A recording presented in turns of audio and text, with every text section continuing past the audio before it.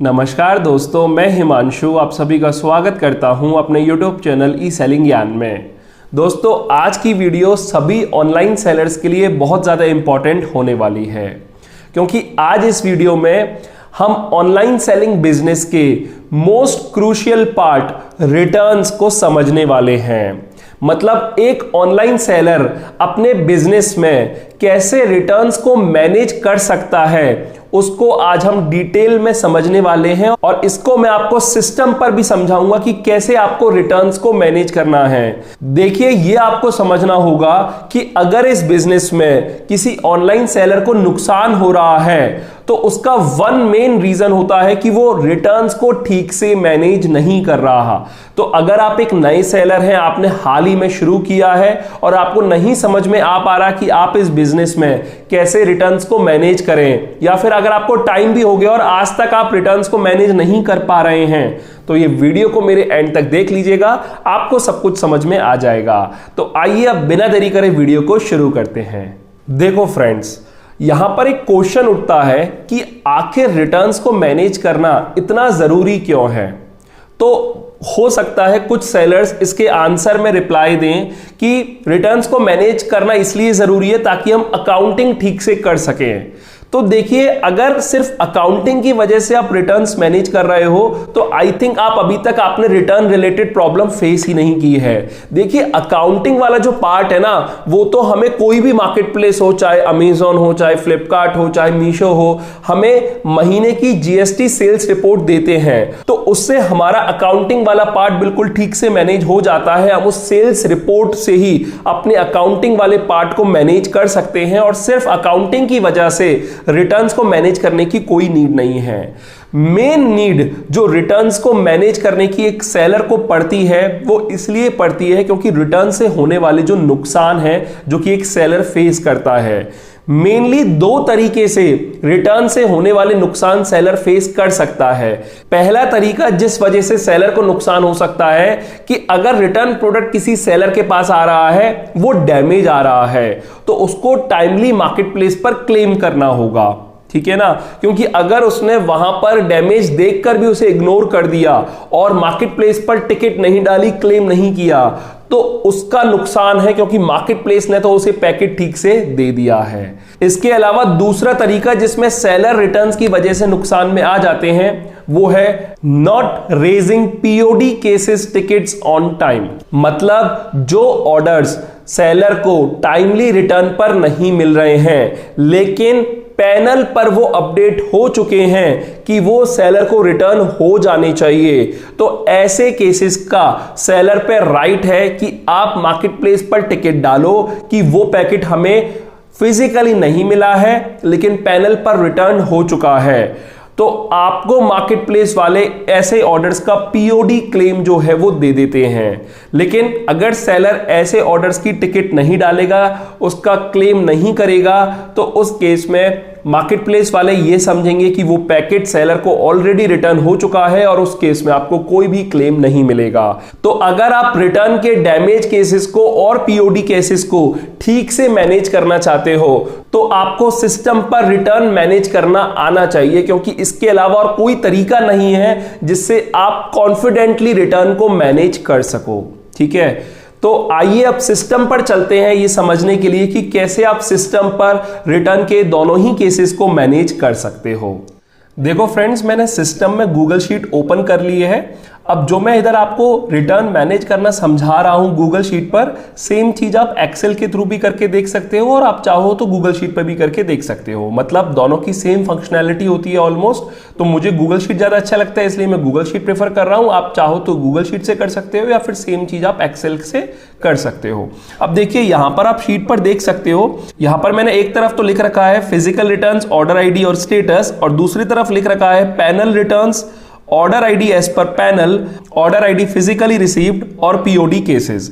अब देखिए आपको क्या करना है, मैं आपको समझा देता हूं। जैसे आज जब मैं वीडियो शूट कर रहा हूं तब 5 जनवरी है, तो मैं इधर क्या लिखता हूं, 5 जनवरी। ठीक है, और 5 जनवरी को मुझे फ्लिपकार्ट वालों ने मानकर चलिए 3 रिटर्न्स वापस हैंड ओवर दिए हैं और इनकी ऑर्डर आईडी है ए बी, सी। तो मैंने क्या किया, 3 रिटर्न फ्लिपकार्ट के पिकअप बॉय से एक्सेप्ट कर लिए, और जब मैं अपने सिस्टम में मैनेज कर रहा हूं उस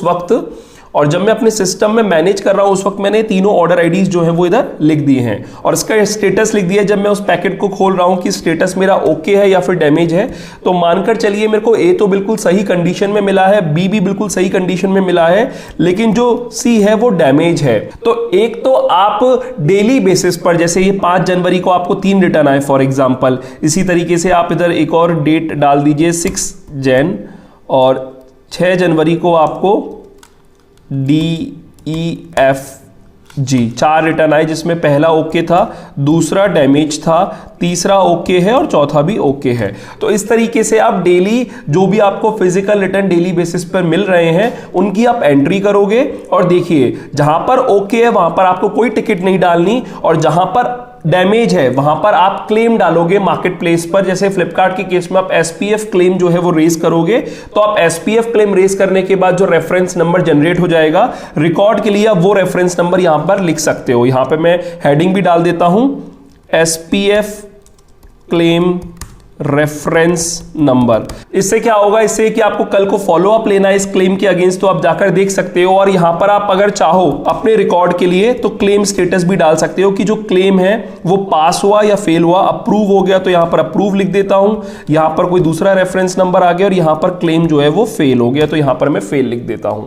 इससे क्या होगा, मंथली बेसिस पर आपको पता चलेगा कि कितने आपको रिटर्न पैकेट आए, उसमें से कितनों के आपने क्लेम डाले, और क्लेम में से कितने अप्रूव हो गए और कितने फेल हो गए। तो आपको जो डैमेज रिटर्न की वजह से होने वाला नुकसान है उसके बारे में पूरा कंप्लीट आइडिया लग जाएगा, जिससे कि आप अपने सेलिंग प्राइस कैलकुलेट करते वक्त या प्रॉफिट कैलकुलेट करते वक्त आपको काफी ज्यादा आसानी हो जाएगी। तो इस तरीके से तो आप डैमेज केसेस को मैनेज कर सकते हो। अब दूसरा आता है POD केसेस। POD केसेस में आपको क्या करना है, आप क्या कर सकते हो ना, आपने यहां पर एक डेट सेपरेटर लाइन ऐड करी, और यहां पर आपने 1 वीक का पैनल रिटर्न निकाल लिया। जैसे मैंने लिखा 5 से 11 जन, तो मैंने क्या किया, फ्लिपकार्ट पैनल से 1 हफ्ते के पैनल रिटर्न्स को एक्सपोर्ट कर लिया। ये वो सभी रिटर्न्स हैं जो कि फ्लिपकार्ट के हिसाब से 5 जनवरी से 11 जनवरी के बीच सेलर को वापस मिल जानी चाहिए।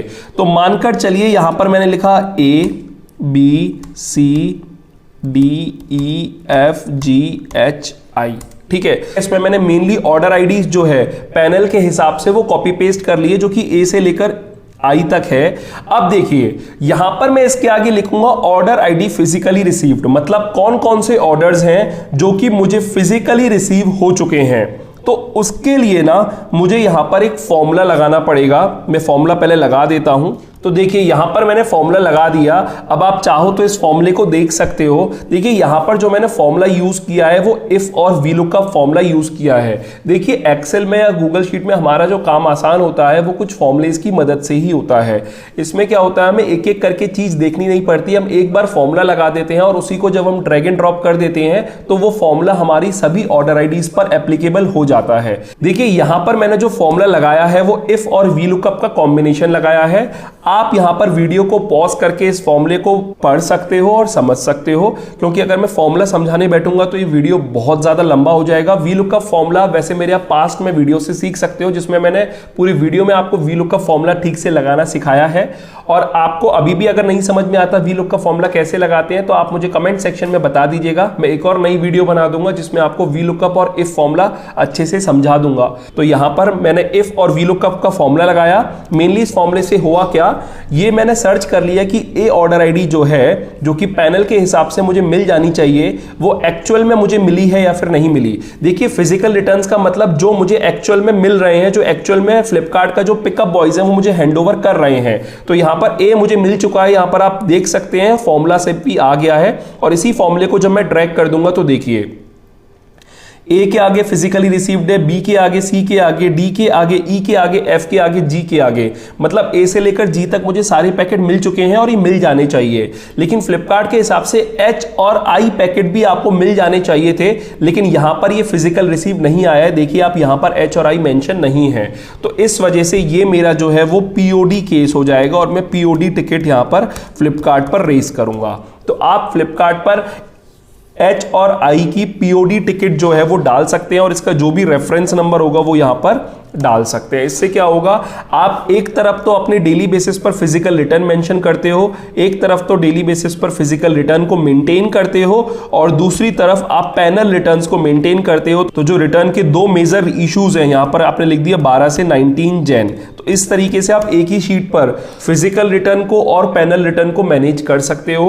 उम्मीद करता हूं आपको समझ में आ गया होगा कि कैसे ऑनलाइन सेलिंग बिजनेस में फिजिकल रिटर्न को और पैनल रिटर्न को मैनेज करना होता है। इसके अलावा अगर आप चाहते हैं अपने ऑनलाइन सेलिंग बिजनेस का पेमेंट रिकंसिलेशन कराना, तो हम पिछले काफी महीनों से पेमेंट रिकंसिलेशन की सर्विस दे रहे हैं, जिसमें सेलर्स को पता चलता है कि एक्चुअल में उनके बिजनेस में चल क्या रहा है, क्योंकि उन्हें पेमेंट रिकंसिलेशन कराने के बाद order wise summary, SQ wise summary और डिटेल्ड रिपोर्ट मिलती है, जिसमें उनको पता चलता है top 10 profitable SKUs, top 10 loss making SKUs, top 10 most saleable SKUs, suspicious order जिनका की रिटर्न और पेमेंट नहीं आया, इसके अलावा कितना अमाउंट आपके बैंक अकाउंट में आना चाहिए। तो काफी सारी चीजें हैं। तो उसके लिए आप eSellingSupport.com वेबसाइट पर जाकर रजिस्टर कर सकते हैं। अगर आपको कोई क्वेरी है तो आप व्हाट्सएप पे इस नंबर पर मैसेज कर सकते हैं, मेरी टीम आपसे कांटेक्ट कर लेगी। तो बस इस वीडियो में इतना ही। उम्मीद करता हूं आपको समझ में आ गया होगा कि कैसे एक ऑनलाइन सेलर को रिटर्न्स को सिस्टम पर मैनेज करना होता है।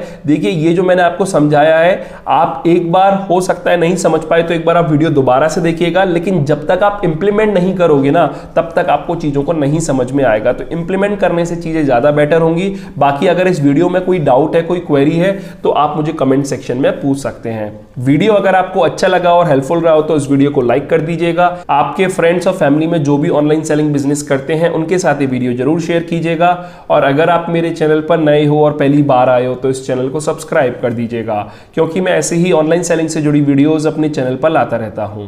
फिलहाल अभी के लिए मैं चलता हूं। Thank you.